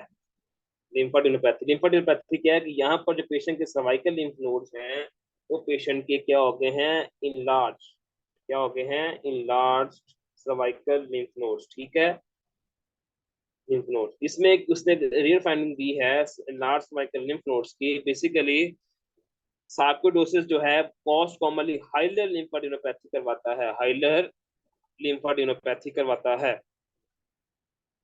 ठीक है, लेकिन बाज केसेस में वो hilar lymph node, cervical lymph node भी करवा देता है। ठीक है, लेकिन मोस्ट कॉमन हाइलर लिम्फोडेनोपैथी होती है, लेकिन बाज केसेस में सर्वाइकल लिम्फोडेनोपैथी भी पेशेंट में हो सकती है। उस दिन हमने डिस्कस किया था कि कैल्शियम लेवल सागोर से बढ़ जाता है, वो किस लिए बढ़ता है, ग्रेनुलोमास की वजह से। वन अल्फा हाइड्रोक्सिलेज जो है वो रेगुलेट हो जाता है, ठीक है, उसकी वजह से बढ़ गया। Chest axis cation pulmonary infiltrate, वो कैसे मैंने बताया कि सार्कोइडोसिस जो है वो इंटरस्टिशियल फाइब्रोसिस भी कराता है। मैंने आपको आखिरी बार बताया था कि आखिर में जिधर भी, याद रख लें, जिधर भी नॉन कैजेटिन ग्रेनुलोमास और रंग की फाइंडिंग आ जाए तो आपने चुप करके जो है वो सार्कोइडोसिस लगा देना है। इसका एक बेसिक हाल जो है, अगर आपको पूरे क्वेश्चन समझ नहीं आ रही, सार्कोइडोसिस समझ नहीं आ रही, ये पूरा क्वेश्चन है, इसके कुछ समझ नहीं आ रही, आप बस इतना देख लें कि पेशेंट को लंग की फाइंडिंग्स है, डिज्निया, कफ, और बायोप्सी पर जो है लिम्फोडेनोपैथी हो। अगर मैं होता तो मैं आंखें बंद कर कर सार्कोइडोसिस पर टिक लगा देता। ठीक है, ठीक, जैसे dyspnoea, cough, lymph node non caseating adenomas, go for sarcoidosis, बस। ठीक है, ये हमारे पास जो है वो है। Next question. ठीक है, इसमें मैंने 78, ठीक है, क्वेश्चन नंबर 79। ठीक है, सबसे पहले मैं आपको बताऊंगा कि HIV जो वायरस है वो क्या कराता है, एड्स, सबको पता है। ठीक है, एड्स बीमारी जो है, इसको मुहैया करने के हम कराते हैं CD4+ काउंट। ठीक है, अगर CD4+ काउंट 50 से कम हो जाए, 50 से कम हो जाए, तो हमारे पास एक कंडीशन होती है, इससे हम कहते हैं न्यूमोसिस्टाइटिस जीरो बेसी निमोनिया। मैं रिपीट करता हूँ इस चीज को कि हमारे पास जो HIV वायरस है, HIV virus that leads to AIDS. ठीक है, एड्स की वजह से हम एड्स होता है, तो एड्स को हम प्रोग्नोसिस को चेक करें, CD4 काउंट कराते हैं, और CD4 काउंट अगर 50 से कम हो जाए तो हमें न्यूमोसिस निमोनिया के चांसेस हमारे बढ़ जाते हैं। ठीक है, निमोनिया है तो क्या होगा, हमारे पास progressive cough, breathing difficulty for 3 months. ठीक है, तो HIV पॉजिटिव है, CD4 का 50 से कम है, जैसे बताया आपको मैंने, तो हम न्यूमोसिस को ट्रीट करने के लिए न्यूमोसिस्टस जीरीवेसी को हम ट्रीट करने के लिए एक ड्रग देते हैं, उसे हम कहते हैं डेप्सोन प्लस पायरीमेथामीन। ठीक है, डेप्सोन प्लस पाईमेथामीन। अब याद पड़ा होगा, तो याद पड़ता होगा, जो डेप्सोन जो है वो हमें कराता है मैथ हीमोग्लोबिनीमिया। ठीक है, मैथ हीमोग्लोबिनीमिया, बस अब इतना याद रख लें कि पेशेंट को अगर हो गया निमोसिस जिरवेसी निमोनिया, पेशेंट को हो गया, वो कैसे हुआ है, 50 से हमारे पास HIV 50 से हमारे पास सेल्स काउंट है, कफ के साथ आया है, ब्रेन डिफिकल्टी के साथ आया है, तो इसका मतलब है कि उसको निमोनिया है, क्योंकि HIV पॉजिटिव पेशेंट है, 50 से कम है, तो निमोसिस जिरवेसी निमोनिया है। निमोसिस जिरवेसी निमोनिया को ठीक करने के लिए हम देते हैं डेप्सोन प्लस पारीमेथामीन। डेप्सोन का साइड इफेक्ट है, साइड इफेक्ट ये है कि वो हमारे पास मैथ हीमोग्लोबिनीमिया करवाता है। ठीक है, मैथ हीमोग्लोबिनीमिया करवाता है। ये मैंने आपको जो है पीछे एक बेसिक बता दी कि बेसिक पीछे कहना क्या चाह रहा है। ठीक है, ठीक है। अब डेप्सोन जब मैथ हीमोग्लोबिनीमिया कराएगा तो इसकी जो मैनिफेस्टेशन है मैथ हीमोग्लोबिनीमिया, ठीक है, वो कैसे पता लगेगी आपको कि पेशेंट को क्या हो जाएगा, सायानोसिस।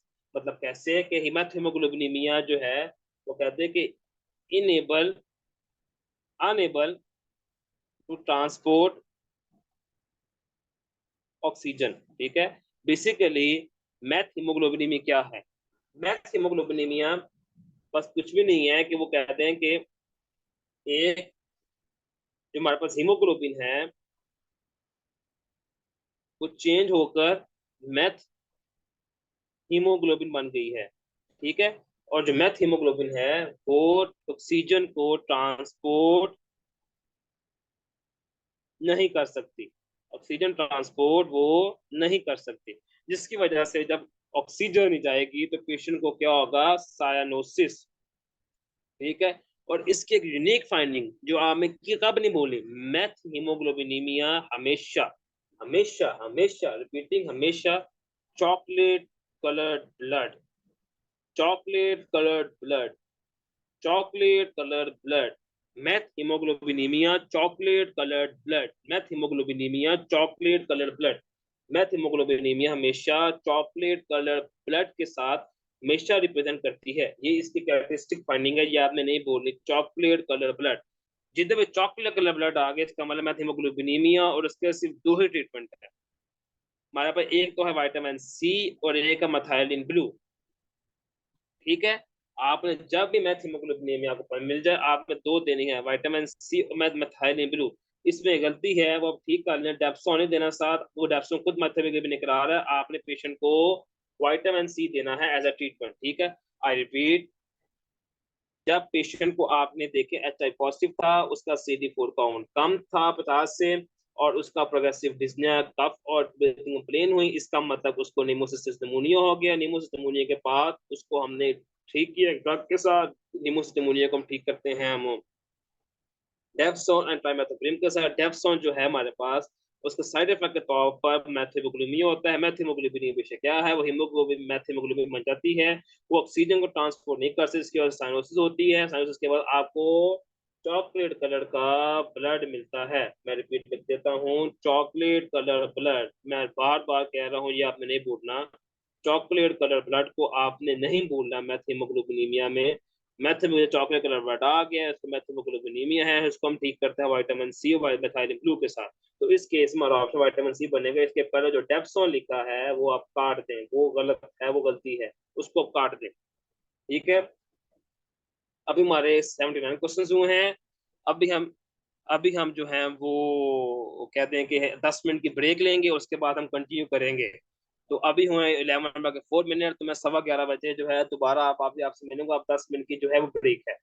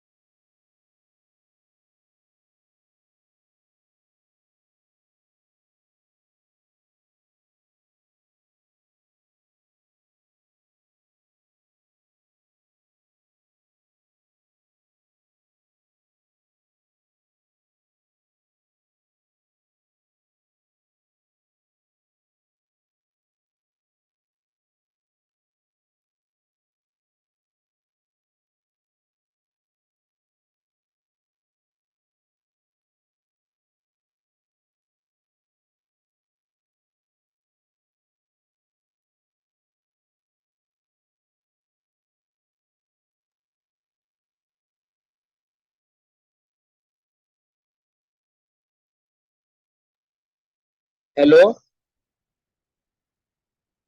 हेलो। आवाज आ रही मेरी अब?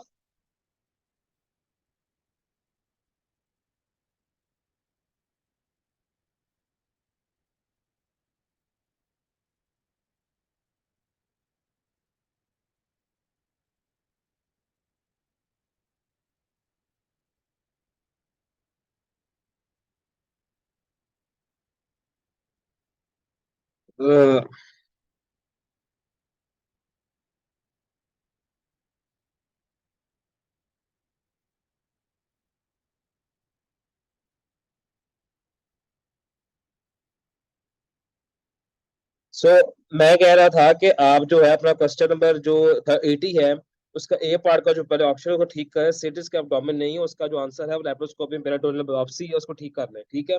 इस केस के अंदर जो हमारे पास सबसे जो प्रोमिनेंट चीज थी वो ये थी कि पेशेंट जो है हमारे पास वो है टीबी का पेशेंट। ठीक है। देखिए सिग्निफिकेंट फॉर टीबी। और टीबी की जो एक कहते हैं कि खासियत है, वो सबको पता है कि टीबी बेसिकली अफेक्ट करता है लंग्स को। इसको अफेक्ट करता है लंग्स को। तो टीबी जो है जिस्म के किसी भी हिस्से में जा सकता है, can go anywhere in body. ठीक है। पेशेंट को टीबी है, वो किसी भी हिस्से में जा सकता है। अब पेशेंट फीवर के साथ, अब्डोमिनल पेन के साथ, वेट लॉस के साथ आया है और उसको असाइटिस है। ठीक है। पेशेंट को क्या है? असाइटिस है। अब जो ऐसे लिखा हुआ है haematogenous spread of TB to peritoneum, तो ठीक है, इसके लिए आपने जब डायग्नोसिस कंफर्म करना है तो उसके हम लेप्रोस्कोपी पेरिटोनियल बायोप्सी कराएंगे। ठीक है। अगर पूछे कि हमारे पास इनिशियल टेस्ट कौन सा है, इनिशियल टेस्ट कौन सा है, तो हमारे पास वो पता क्या होगा? हमारे पास वो होगा एसाइटिस फ्लूइड एनालिसिस। ठीक है। मैं रिपीट करता हूँ। हमारे पास अगर वो पेशेंट बात जाए पूछे कि हमारे पास जो है वो कंफर्मेशन टेस्ट कौन सा है, तो कंफर्मेशन के तौर पर हमारे पास जो टेस्ट है वो लेप्रोस्कोपी पेरिटोनियल बायोप्सी है। ठीक है। अगर पूछे कि हमारे पास जो है वो इनिशियल टेस्ट कौन सा है, तो हमारे पास असाइटेड फ्लूइड एनालिसिस है। बस इसमें ये क्वेश्चन में यही था। Next question, question number 81। Question number 81 में वही चीज दोबारा आई है कि आप वही सारा सवाल, पिछला जो सवाल था इसमें उसने बताया था है कि हमारे पास जो है वो क्या फाइंडिंग एक्स्ट्रा होगी। तो मैंने पहले बता रहा था, तो इसमें क्या हो गया जी? हाइपर कैल्सीमिया, ये मैंने सारा उसने आपको डिस्कस कर दिया था पिछले लेक्चर के अंदर। इसको हम अब रिपीट नहीं करेंगे, हम आगे नेक्स्ट क्वेश्चन पर मूव ऑन करेंगे। ठीक है। Question number 82। ठीक है। 60 और मेज to swelling in upper right thigh that is gradually in onset, painless, progressive in nature, increases on coughing and sneezing and reducible when pushed back. Surgeon suspect inguinal hernia। ठीक है। Hernia की जो swelling है वो सबको पता है कि वो ग्रेजुअली इन ऑनसेट होती है। हर्निया हमारे पास पेशेंट का कहते हैं, हमारे पास पेशेंट है, पेशेंट हमारे पास ये वाला है, यहाँ पर कहते हैं कि हमारे पास हर्निया होता है। ठीक है। वो ग्रेजुअल इन ऑनसेट, आहिस्ता आहिस्ता होती है, ग्रेजुअल इन ऑनसेट। ठीक है। और वो आहिस्ता आहिस्ता पहले बढ़ती रहती है, शुरू शुरू में इतनी होती है, फिर इतनी ज्यादा बढ़ जाती है, उसका जो साइज है वो प्रोग्रेसिवली बढ़ता जाता है। और जब आप कफ करते हैं, याद रख लें, hernia is always positive on coughing. ठीक है। और रिड्यूसिबल है, तो वो कह रहा है कि ये सर्जन सस्पेक्ट इंग्वाइनल हर्निया। तो क्या होगा? इंग्वाइनल हर्निया, फेमोरल हर्निया के याद का तरीका एक है, मैं आपको डायग्राम बना कर देता हूँ। सपोज करें कि ये पेशेंट की एक लेग है। ठीक है। ये पेशेंट की इंग्वाइनल लिगामेंट है। ये पेशेंट का कहते हैं कि ऊपर से अब्डोमेन है। ठीक है। मैंने ये पेशेंट का कहते हैं कि पेशेंट के जेनिटल्स हैं। ठीक है। यहाँ पर मैं जेनिटल्स नहीं पूरी तरीके से बना रहा। पेशेंट का यहाँ पर कहते हैं कि यहाँ पर एक कहते हैं कि यहाँ पर पता है प्यूबिक टुबरकल होता है। प्यूबिक टुबरकल ये है इंटीरियर स्पीलियक आइलिक स्पाइन। मैं डिलीवर कर देता हूँ। इंटीरियर स्पीरियर इलियक स्पाइन, ये है प्यूबिक टुबरकल। ठीक है। अगर हर्निया, अगर हर्निया यहाँ पर हो, जैसे मैं लेबर करता हूँ यहाँ पर, यहाँ से ओरिजिनेट करके यहाँ से आए, यहाँ से आए इसके ऊपर से, तो उसको हम कहते हैं इंग्वाइनल हर्निया। ठीक है। और अगर इसके नीचे आए यहाँ पर, उसको हम कहते हैं फेमरल हर्निया। ठीक है। ये प्यूबिक टबरकल हो, जैसे मैं कहता हूँ प्यूबिक टबरकल है ये। ठीक है। अगर इसके हर्निया इसके यहाँ पर आए, इसको हम कहते हैं इंग्वाइनल हर्निया। और अगर हर्निया इसके बिल्कुल नीचे आए, इसको हम कहते हैं फेमरल हर्निया। तो अगर वो इंग्वाइनल हर्निया है तो क्या होगा, अबव द प्यूबिक टबरकल। ठीक है। इसका ऑप्शन क्या बनेगा, ए।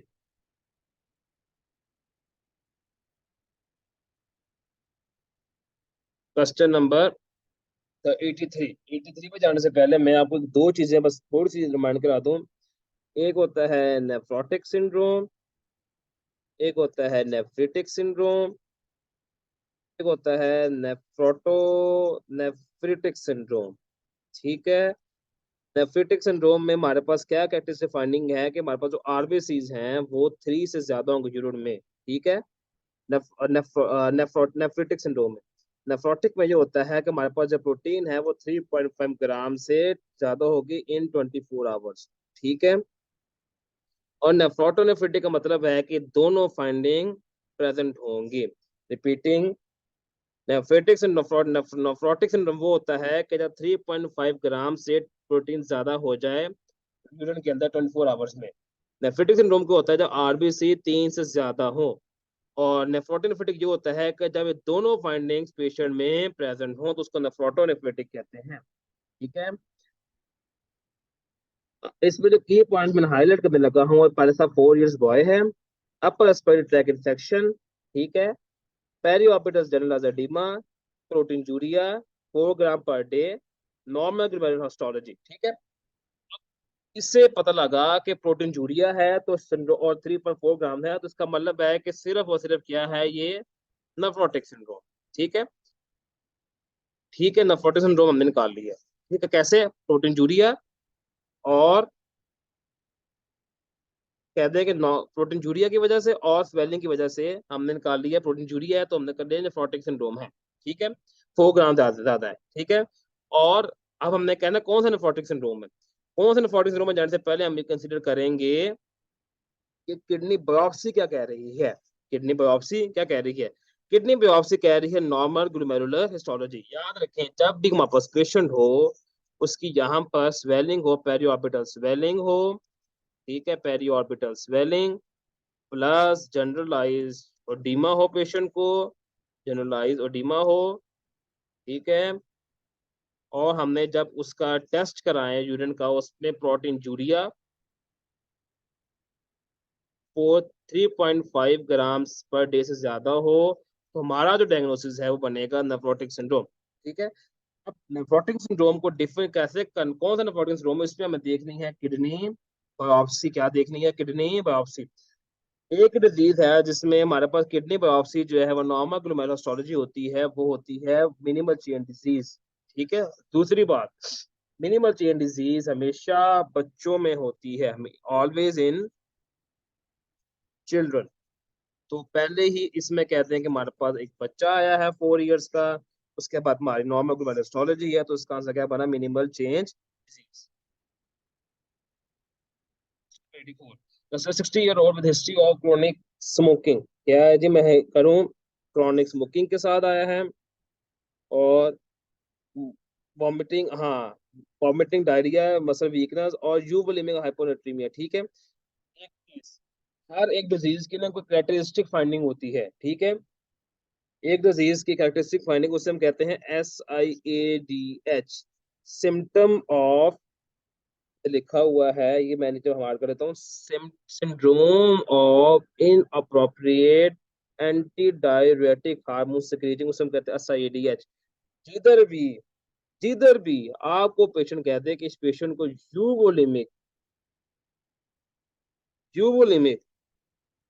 हाइपोनेट्रीमिया हो, तो आपने कहना है कि ये हमेशा क्या होगा, SIADH। Euvolaemic hyponatraemia always go for SIADH।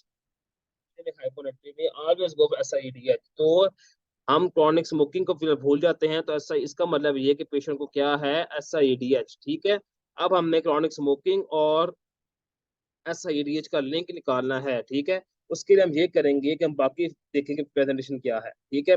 अब ये देखें कि पेशेंट को क्या हुआ, उसने खुद कह दिया कि पेशेंट को लंग कैंसर है, स्मोकिंग वजह से क्या हो गया, उसको लंग कैंसर है। तो अब एक ही ऐसा लंग कैंसर है, स्मॉल सेल कार्सिनोमा, जो कि एंडोक्राइन मैनिफेस्टेशंस करता है, एंडोक्राइन मैनिफेस्टेशंस करता है, ठीक है, एंडोक्राइन मैनिफेस्टेशंस करता है। तो एंडोक्राइन मैनिफेस्ट एसआईएडीएच क्या है, एक एंडोक्राइन डिसऑर्डर है, ठीक है, जिसकी वजह से इसका आंसर बन गया है स्मॉल सेल कार्सिनोमा, ठीक है।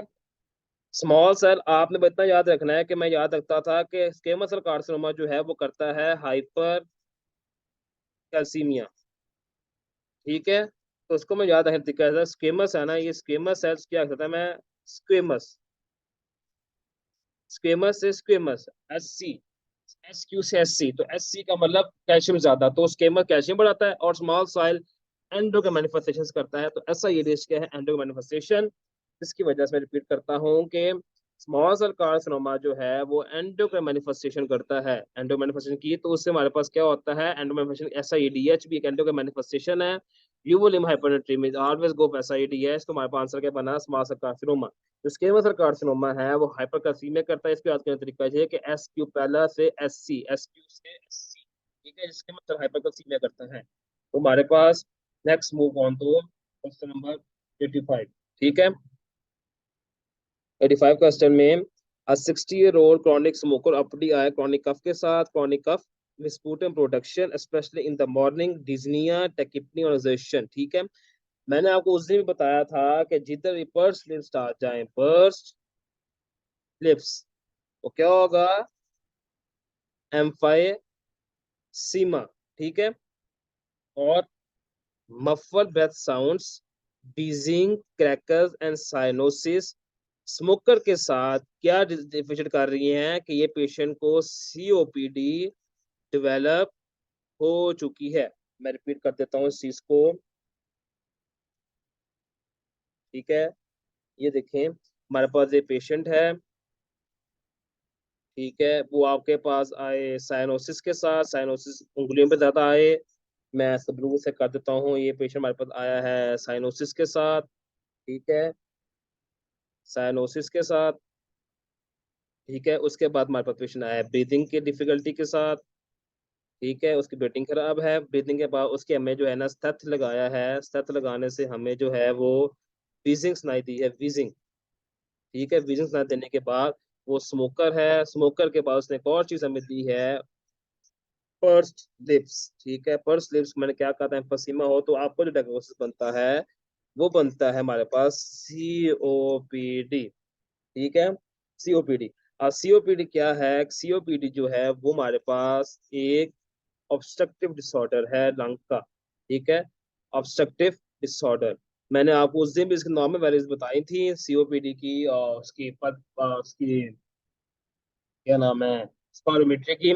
उसमें मैंने आपको बताया था कि F V F E V one greater than 80%, F V C greater than 80%, और F E V one over F E V C greater than 70% जो है ना, इसकी नॉर्मल वैल्यूज है, मैंने पीछे लिखी थी, अब दोबारा लिखने याद कर ले, ठीक है। तो अब आप ये देखें, इसमें जो है हमारे पास जो ऑब्स्ट्रक्टिव डिजीजेस में ये जो रेशियो है हमारे पास, ये कम हो जाती है, ठीक है। इसका मतलब है कि एफ ई वी वन जो है हमारे पास, एफ वी सी वो 70% से नीचे गिरती है, रेशियो हमारे पास सीओपीडी में कम हो जाती है। आई रिपीट, सीओपीडी में एफ ई वी वन के एफ वी सी की रेशियो है वो कम हो जाती है, वो 70% गिर जाती है। इसका जो ऑप्शन है वो ए ऑप्शन है, ठीक है। So moving to question number 86, ठीक है। 70-year-old man, emergency department की severe right sided chest pain and shortness after a fall, ठीक है। चेस्ट एक्सरे में क्या है, ब्रोकन लिप्स आया है, राइट साइडेड, ठीक है।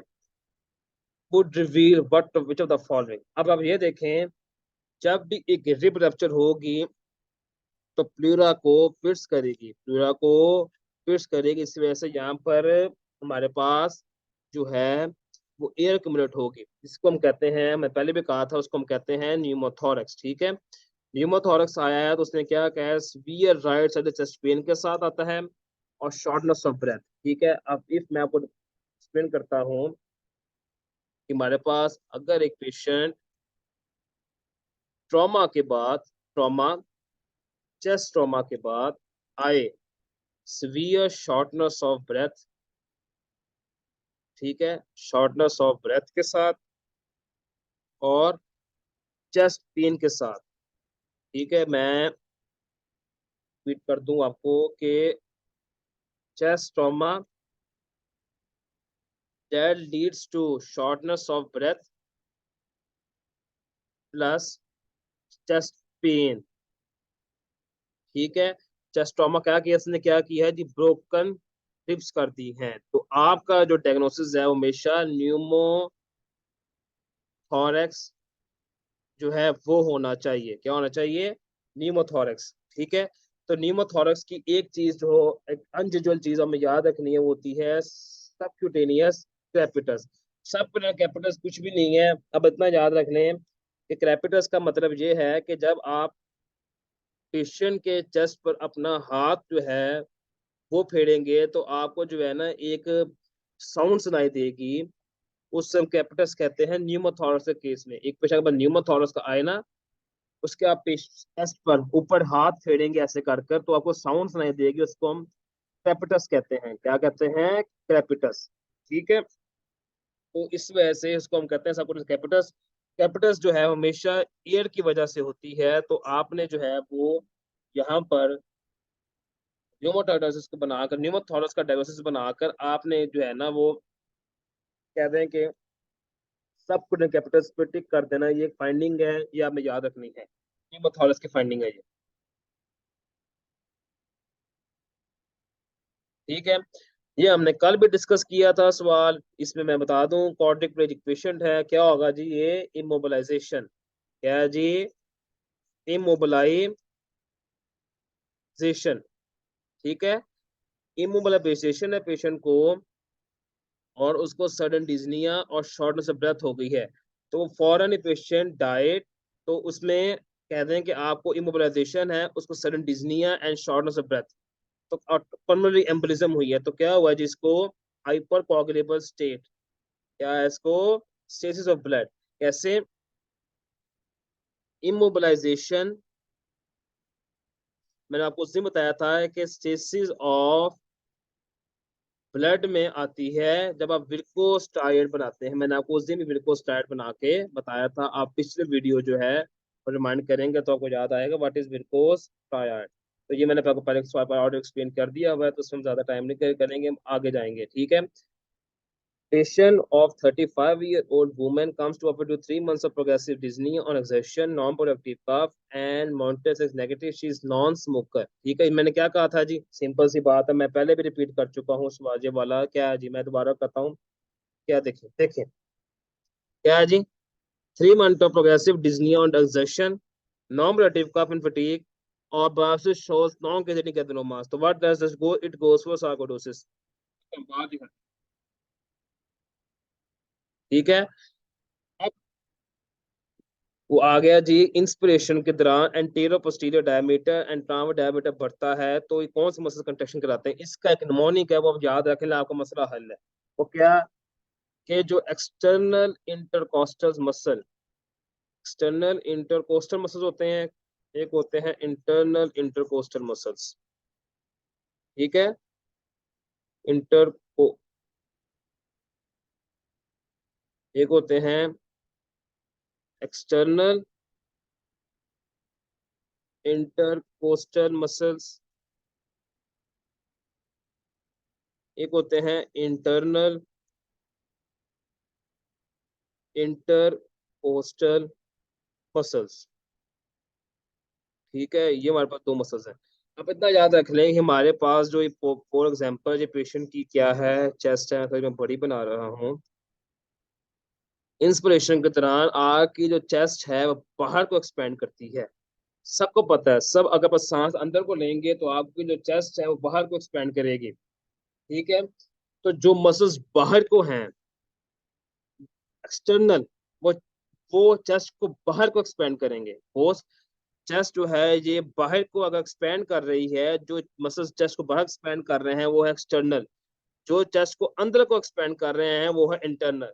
सिंपल सी बात है, बाहर एक्सपेंड करेंगे वो क्या होंगे एक्सटर्नल, जो चेस्ट को अंदर को एक्सपेंड करेंगे वो क्या होंगे इंटरनल। ठीक है, तो वो कह रहा है कि anterior posterior diameter of thoracic cavities are increase by contraction of कौन से एक्सटर्नल इंटरकोस्टल मसल्स। ठीक है, एक्सटर्नल इंटरकोस्टल मसल बाहर को एक्सपेंड करेंगे, इंटरनल इंटरकोस्टल मसल चेस्ट को अंदर को एक्सपेंड करेंगे। ये मॉर्निंग का याद रखनी है, इंशाल्लाह आपको कभी नहीं भूलेगा ये।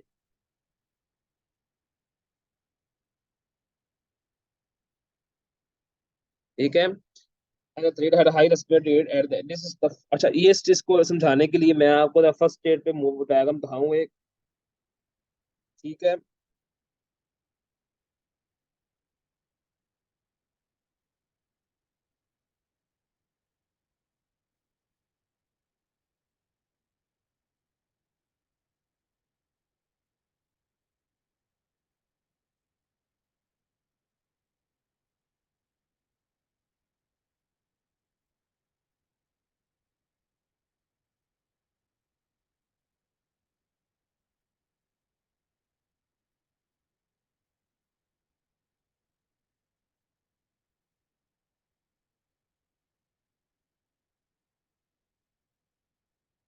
हाँ ये सही। सो जो CO2 है वो तीन तरीकों से ट्रांसपोर्ट होती है हमारे पास टिश्यू से लंग्स के अंदर। ठीक है, पहला तरीका है जो मेजर वो बाइकार्बोनेट वाला तरीका है, दूसरा है कार्बोक्सी हीमोग्लोबिन, तीसरा है डिसॉल्व CO2। मेजर तरीका है वो हमें याद रखना है बाइकार्बोनेट ऑक्सीजन, वो कैसे वो इधर। ठीक है, ये हमारे पास एक टिश्यू है, टिश्यू टिश्यू जो है रेस्पिरेट करेगा तो O2 क्या करेगा कंज्यूम करेगा और CO2 क्या करेगा प्रोड्यूस करेगा। तो ठीक है, CO2 यहाँ से डिफ्यूज होकर जाएगी प्लाज्मा में। प्लाज्मा क्या है हमारे पास ब्लड का हिस्सा, प्लाज्मा से आएगी वो अंदर।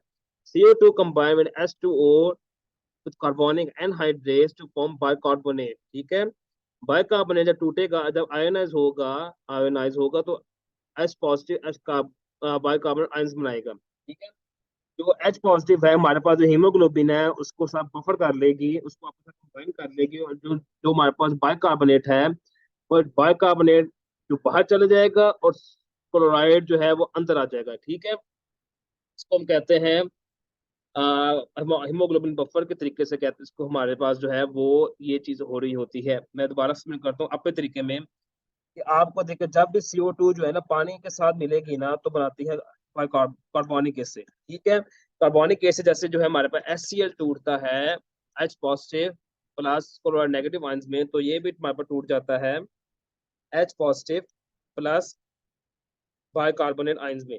बॉडी कभी भी हमारे पास जो है ना एसिड एक्सेस को बर्दाश्त नहीं करती, तो ये हेमोग्लोबिन जो हमारे पास सेल के अंदर है वो इसके साथ मिलकर बनाती है HHB।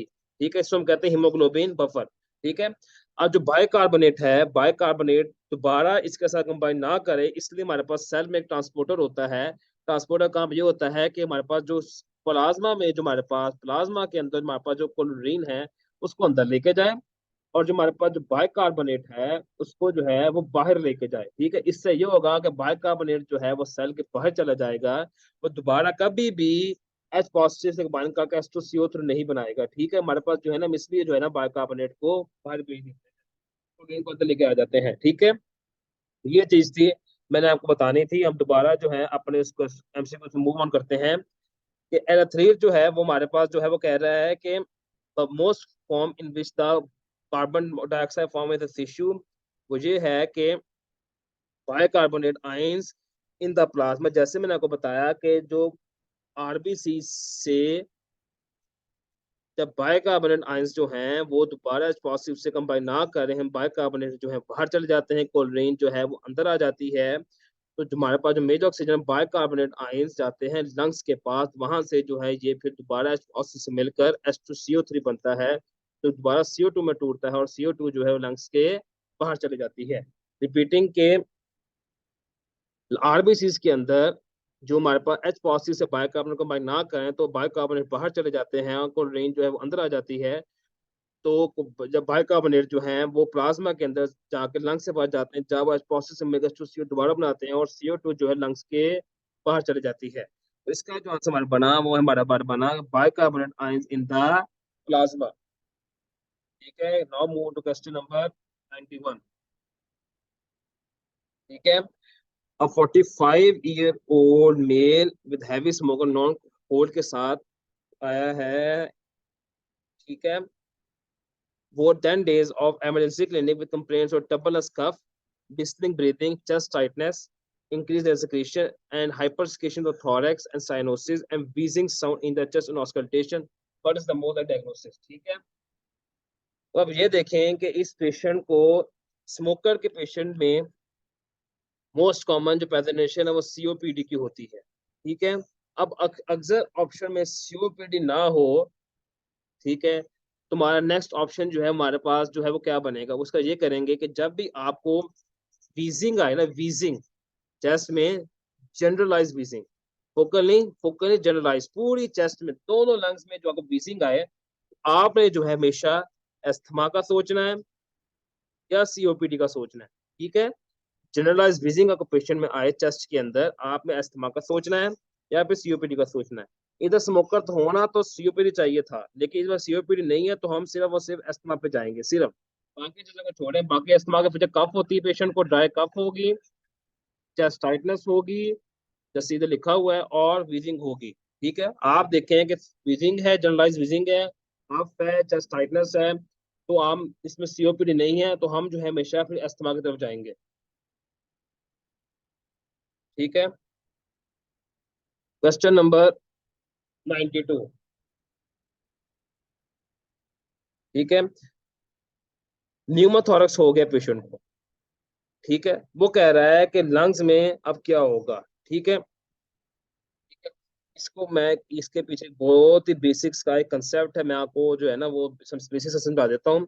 जैसे मैंने आपको कहा कि ये अगर आपके दो लंग्स हैं, ठीक है, ये आपका एक लंग बना रहा हूँ मैं सिर्फ, इसके गिर्द अगर ये हमारे लेयर है प्लूरा, एक पैरेटल प्लूरा, एक है विजिबल प्लूरा।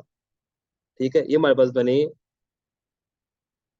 विजिबल प्लूरा, ये हमारे पास बनी बारह वाली प्राइटर।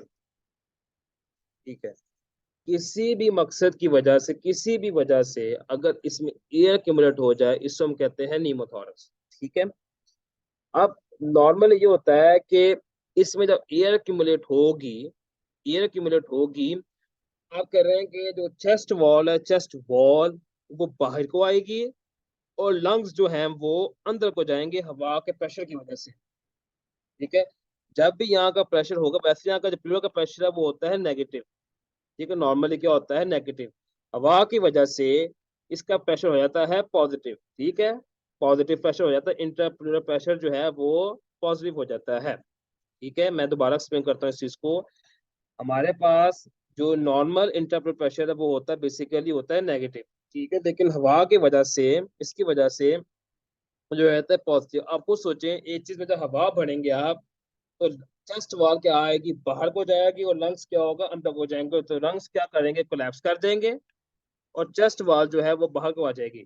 तो इसका क्या बनेगा कि जो लंग्स हैं वो जाएंगे अंदर को, और चेस्ट वॉल जो है वो आएगी बाहर को, तो lungs collapse inward and the chest fill outward. तो इसका ऑप्शन क्या बना, बी।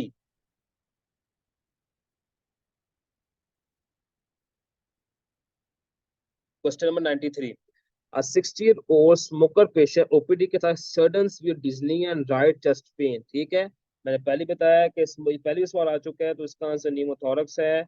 इसको मैं ज्यादा दोबारा एक्सप्लेन नहीं करूंगा, इसको मैं बार बार बहुत दफा एक्सप्लेन कर चुका हूँ नीमोथोरक्स। ठीक है, question number 94। A 60-year-old male, ठीक है, sudden onset pure chest pain, dyspnea, cough with blunt sense sputum। ठीक है, सो 48 आवर बस राइड, क्या मतलब इसका, इसका मतलब क्या है, इमोबिलाइजेशन। मैं आपको बार बार कह रहा हूं कि और ये बार बार सवाल आना है, इमोबिलाइजेशन क्या होगा जी, स्टेसिस ऑफ ब्लड। ठीक है, तो क्या हमारे पास गया ये विरकोस टाइड, विरकोस टाइड। ठीक है, अब उसको पेशेंट को पहले हुई डीबीटी, डीबीटी से पेशेंट गया पल्मोनरी एम्बोलिज्म में। पल्मोनरी एम्बोलिज्म का मतलब बताया था आपको कि जब भी ये हमारे पास पल्मोनरी आर्टरीज आ रही हैं, ये हमारे पास पल्मोनरी आर्टरी लंग में आई, ये ब्रांचेस देती गई देती गई देती गई देती गई, जहां पर आके हमारे पास क्या फंस गया, एक क्लॉट फंस गया। ठीक है, जो क्लॉट फंस गया तो यहाँ से क्या हुई हमारे पास, ब्लड सप्लाई जो है उसकी क्या हुई, कंप्रोमाइज, ब्लड सप्लाई अब पेशेंट को नहीं हो रही। तो यहाँ पर ब्लड सप्लाई नहीं होगी तो यहाँ पर क्या हो जाएगी, टिश्यू डेथ। क्या हो जाएगी, टिश्यू डेथ। तो टिश्यू डेथ को हम मेडिकल लैंग्वेज में इसको हम कहते हैं इनफार्क्शन। इनफार्क्शन वाला आखिरी एमसीक्यू है आज का। सो मैंने रिपीट कर रहा हूँ कि pulmonary embolism, tissue death, tissue death से क्या हुई हमारे पास, इन्फॉक्शन।